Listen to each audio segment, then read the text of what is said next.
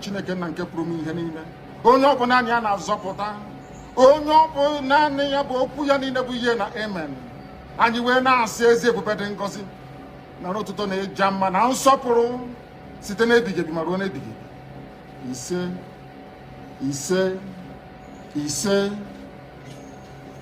Welcome, my amazing viewers. Thank you so much for joining me on my program once again. I appreciate you wherever you are joining from. If you have not subscribed to my channel, please kindly subscribe to my channel. Click the notification bell so that you'll be notified each time I upload a video. You will be among the first to receive it. Thank you so much and remain blessed. If you are joining me from Africa, Asia, Europe, America, Australia, or any part of the world, I thank you very much for your contribution. Please, each time you watch my video, go to the comment section and put down your comments.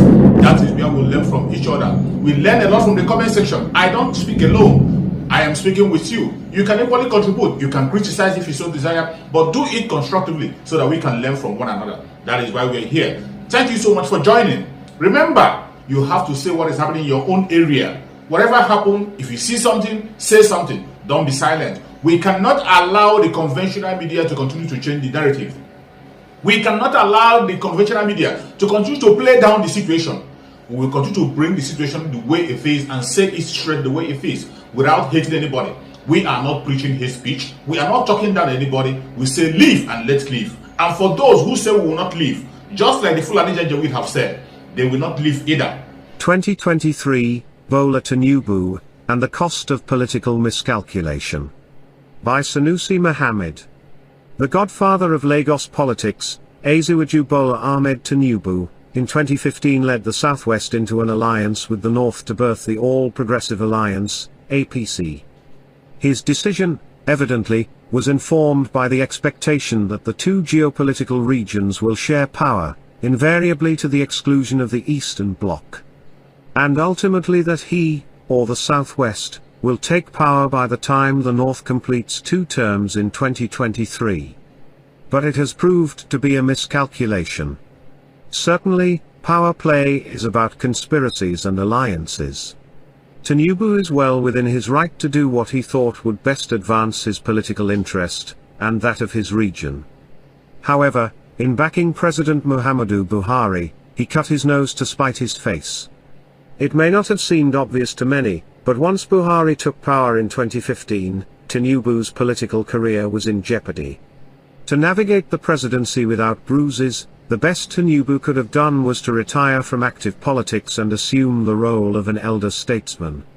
He did not. He stayed on, wanting to be president and pushing hard to remain at the center of political discourse.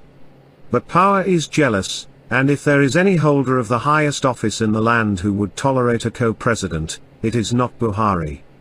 Things are beginning to unravel, fast. Without Tinubu, and by extension the Southwest, Buhari could not have been president today.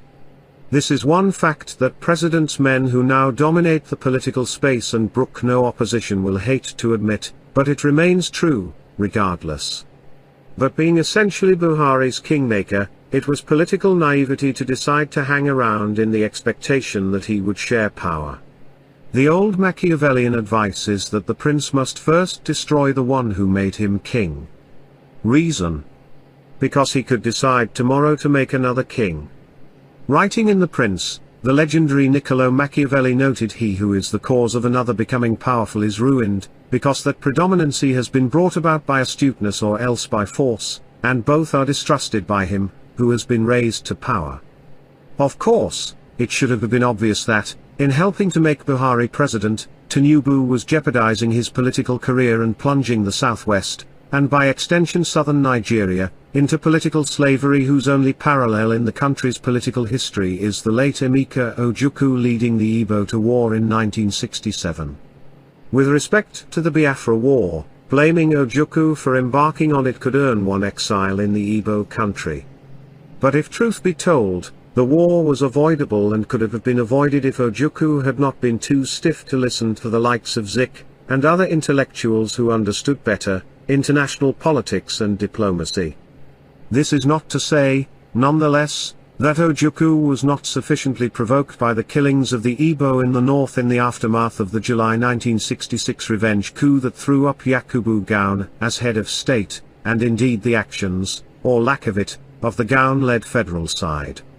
Regardless, it was still in his hands to accept to fight or toe the path of diplomacy which, given the circumstances, was the best option and the only way to win international support for his secession quest. In the event, he went to war and only succeeded in sacrificing more Igbo lives and weakening the Igbo politically. The consequence of that weakening is that it provided fertile ground for the emergence of hegemonic northern power. The imbalance so created is largely responsible for the crisis of Nigeria's national identity. One mistake many Nigerians, particularly in the south, make is the assumption that the country is already formed and settled as a secular state. It's not the case. There is the ever-present quest to define the country right, of course, from the 1804 jihad. Colonial rule put a stop to it, then in the post-war years, the Middle Belt soldiers who dominated the army acted as a wedge. Tinubu's alliance with Buhari has served to reenact that quest. Buhari is now, apparently, out to define the country. The Jagaban's political miscalculation could yet prove too costly. The old generals who, I reckon, understand this are already raising the alarm. But of course, the horde of naive, ignorant online crowd of crumb eaters are blurring the resistance line. As it concerns the 2023 presidency, it should be clear to anyone with a functioning brain that President Buhari's North has no intention of relinquishing power to the Southwest or any zone for that matter.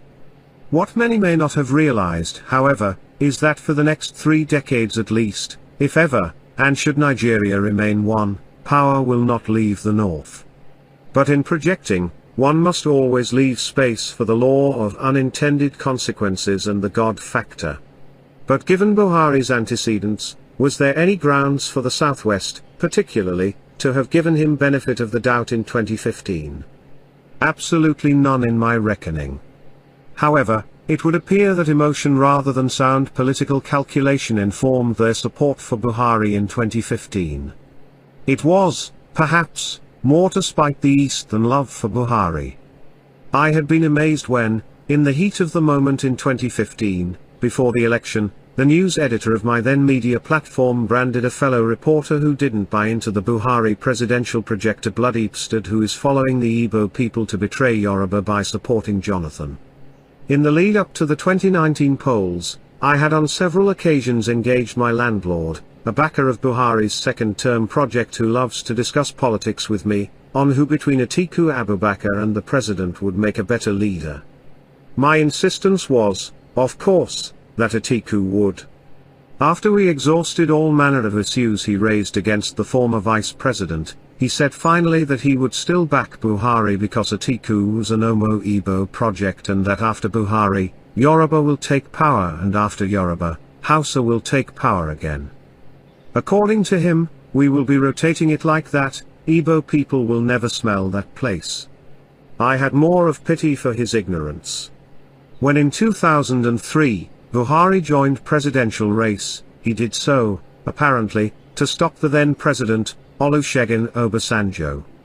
Not because Obasanjo had performed badly as president, having taken power with the return of democracy in 1999, but because Buhari and the section of the North he represented believed that power had to return to the region. In settling for Obasanjo in 1998-99, the intention of the Northern military class was for him to do 4 years as compensation for MKO Abiola. The Yoruba had become uncontrollably agitated, and hand power back to the North. But not long after Obasanjo took power, it became clear that he was never going to leave it for anybody.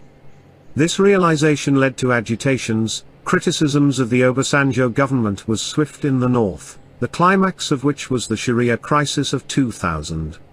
To take power, however, the anti-Obasanjo forces in the North knew that ultimately, it was about going to challenge him at the polls. Buhari emerged as the arrowhead of that challenge. And through speeches and actions that appealed to regional sentiments, he built a cult following that saw him win elections convincingly in the North right from 2003. Until 2014-15, Buhari was a regional hero, who believed he could become president by winning elections in the north and never thought seriously about campaigning in the south. However, in 2014-15, the Tinubu-led Southwest gave him an undeserved national platform, and through heavy media propaganda, dressed him in the robe of a born-again Democrat. But old habits die hard.